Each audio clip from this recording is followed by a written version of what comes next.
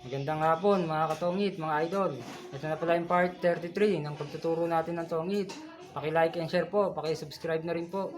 At huwag kalimutan pindutin ang notification bell para lagi po kayong updated tuwing lagi ako may bagong video. Paki-follow na rin po ako sa Facebook page ko, Budoy Costello. Ang pag-uusapan po natin mga idol, yung taob tapon sa tongit.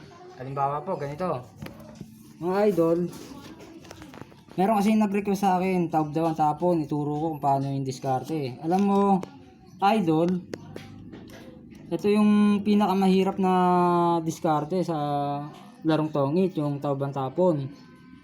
Pero bibigyan kita ng mga sample dito base yan sa laro ko noon. Pero hindi ko siya nilaro ng matagal kasi nga bihira sa amin yung ganito eh.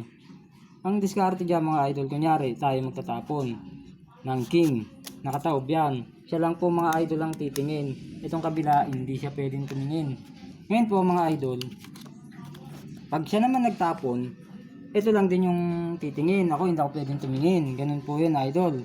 Kunwari ito na yung sample, king, tapos natyaw na ito, no, natyaw niya yung king, yan, tsaka lang siya ma-open pag natyaw. Bali makakapalakad tayo ng ganon. Ganun po yun mga idol. Ngayon mga idol, hindi ka po pwede rito na magpapakwin ka kasi hindi niya makikita nga kaya mahihirapan. Ang diskarte dito sa larong tongit na to, magpapaliit ka ng baraha, malalaki talaga ang release dito. Ganun po mga idol, para pag gusto mo mag-draw, makakadraw ka. Hindi ka pwede rito yung magdodraw ka malaki mga idol. Naku hindi, mahuhuli ka dyan. Kaya sana may natutunan kayo. Hanggang dito na lang.